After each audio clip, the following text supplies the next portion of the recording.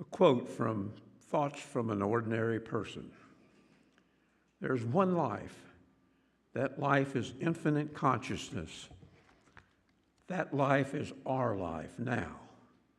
We strive to live in alignment with divine love, and we try to do no harm. End quote. Good morning. It's an honor speaking with you today. On Monday, May 5th, when I was meditating at 3 a.m. and thinking about this talk, which was focused on putting feet under your prayer or principles, when all of a sudden, it was like I was interrupted by a thought. Do no harm. And I responded, come on now. I've been working on the putting feet under talk for several weeks. I don't have time to change topics. I thought it would do it. But several minutes later, again clearly a thought, do no harm. So let me begin with a simple question. What would it look like if each of us woke up every morning and made one commitment, just one? Today, I will do no harm. Not just with our hands or our words, but with our thoughts, our tone, our choices, even our attention. Now, at first glance, do no harm sounds like a rule, maybe even a restriction or a commandment. But what if it's not a rule at all? What if it's a spiritual invitation? I want us to think about a phrase that is both ancient and urgently modern. Do no harm. These three simple words carry the weight of centuries of moral thinking, and they remain deeply relevant in our personal lives, professional decisions, and broader social cultures and political systems. The phrase do no harm is often associated with medicine, where it echoes the Hippocratic oath taken by doctors. The original idea is this: before you try to help someone, make absolutely sure you're not hurting them in the process. It's a principle of caution, humility, and responsibility. But this idea doesn't belong only in hospitals or clinics. In fact, do no harm should be a guiding principle for all of us, whether we are teachers, leaders, students, parents, business people, retirees, or simply neighbors sharing a community. Now let's break it down. On the surface, doing no harm seems easy. Don't hit, don't steal, don't lie, don't cheat. These are the basics most of us learn as children. We believe that spirit is all there is. We are not separate. We are all manifestations from infinite consciousness. Therefore, it just seems like each life is sacred. Every being is divine in form. So when we choose not to harm, we're not just being nice. We're affirming the oneness of all life. If we hurt another, we are hurting ourselves equally. As we grow older, we realize that harm isn't always physical. It can be emotional, psychological, or even systemic. Words can harm. Silence can harm. Neglect can harm. Sometimes even well-intentioned actions can have harmful consequences. Consider a simple example. Imagine giving someone advice we think is helpful, but without understanding their situation. That advice might cause them stress, confusion, or unintended damage. Our intent was good, but the impact was harmful. So do no harm isn't just about what we intend. It's about being aware of the consequences of our actions. This brings us to a deeper truth. Doing no harm requires empathy, self-awareness, and a willingness to listen. Let's talk about everyday life. Quote, "What I do to another, I do to myself. What I give to the world, I give to the whole." Close quote. Doing no harm isn't a rule we try to follow from the outside. It's a natural result of being spiritually awake on the inside and extend outward towards our homes, our friendships, our workplaces, and our schools. What does it mean to do no harm? Now, here's the truth.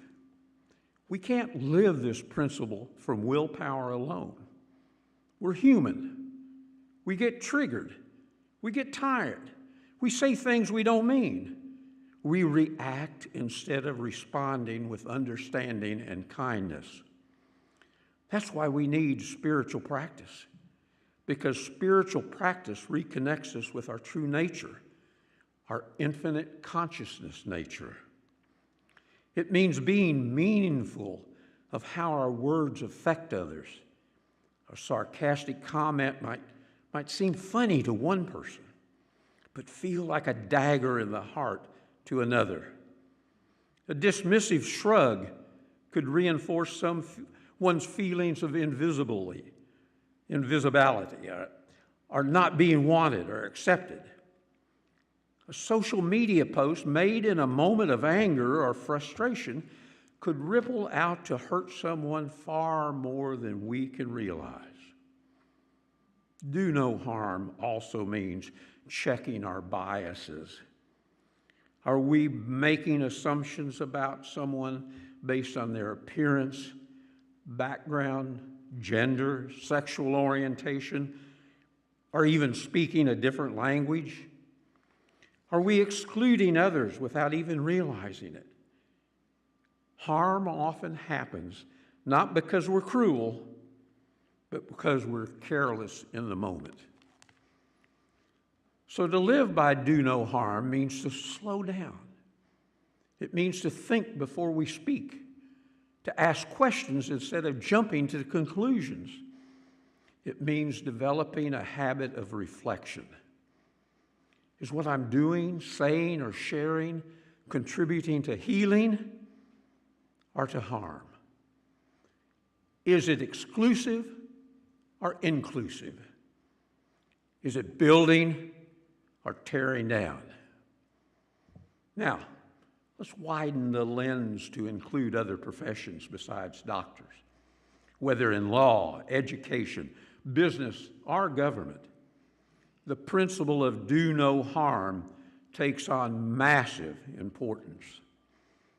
In business, for example, companies that cut costs by polluting rivers or exploiting labor may turn a profit in the short term. But are they acting ethically? Are they harming communities, the environment, our future generations? In technology, developers of algorithms or artificial intelligence must ask themselves, are these tools fair? Do they harm certain groups unintentionally through bias in data or design? What will their net effect be?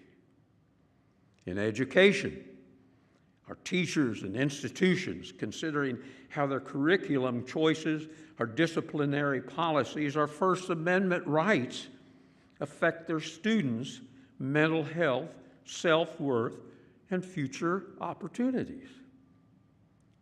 Do no harm isn't a rule. It's a moral compass. It helps us navigate situations where the right choice isn't always obvious. It reminds us that power comes with responsibility and that the cost of inaction or the wrong action is often paid by those with the least voice and power. Let's be honest. Living without causing any harm at all is impossible. Our lives are interconnected in ways we don't always see. A shirt made in one country might have involved unpaid labor in another. A meal we enjoy might have come from unsustainable farming practices. A politician might consider their personal gain over the welfare of the citizens they were elected to serve. A casual joke might carry harmful stereotypes which degrade others.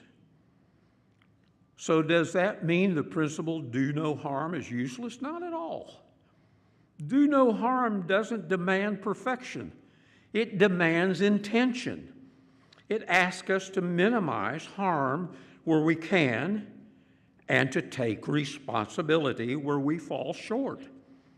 It's not about living guilt-ridden lives, but about living thoughtfully. It's about asking, how can I do better next time? It's also about being open to change. Sometimes doing no harm means being willing to hear that we have caused harm and not getting defensive or trying to pass the buck. It means listening, apologizing, learning, and adjusting our behavior. In our world today, divided by politics, overwhelmed by world and environmental crises, sometimes numb to the pain of others, the idea of do no harm could be transformative. What if every leader asked before signing a policy, will this do harm? What if every media outlet asked, will this story cause more pain than it informs? What if each of us, in our smallest daily actions, pause to consider, how will this statement or action affect others? That kind of consciousness might not fix everything, but it would be a start. And change, as we know, doesn't begin with sweeping declarations. It begins with choices, small, consistent, ethical choices. Choosing patience over anger, choosing curiosity over judgment, choosing action over indifference, choosing the spiritual over the temporal. What spiritual tools do we have to help and guide us better choices and positive change? Meditation helps us pause before we lash out. Prayer reminds us that love is the source of all. To bless another is to bless ourselves. Stillness gives us clarity so we can choose wisely. Community with others seeking those same values creates ripples of peace. When we're spiritually connected, we remember, I don't have to win this argument. I don't have to be right. I don't have to defend my ego. I can just be love. I can just be peace. So what does do no harm ask of us? It asks us to pay attention to our words, our actions, and our habits and their impacts on self and others. It asks us to be humble, knowing we don't always see the whole picture. It asks us to care, not just about being right, but about being kind. And it asks us to try, not to be perfect, but to be responsible. So how does this look in real life? It's pausing before hitting the send on a snarky email. It's recognizing when our judgment of others is really a reflection of our own fear and shortcomings. It's taking responsibility for the energy we bring into the room. And it's not about being perfect. It's about being present, being conscious of the impact we have, and willing to realign ourselves when we stray. And doing no harm doesn't mean we don't speak up. It means we speak up without violence in our hearts. So today I invite us to think of do no harm, not as a rule, but as a spiritual compass. Let it guide our tone, our choices, our responses. Let it bring us back to the heart of spirit when the world feels loud, unloving, and overwhelming. And when in doubt, pause, breathe, connect, ask, what would love do for others now? What would we want others do for us? That is the essence of do no harm. It takes each of us. If each of us takes this principle seriously, we just might make this world not only a little less harmful, but also a little more human. Today we move through life with awareness. We speak with care. We act from love. We rest in the spirit of presence, and we strive to do no harm. And then it came to me. Doing no harm is a foundational value of putting feet under our principles. And so it is. Thank you.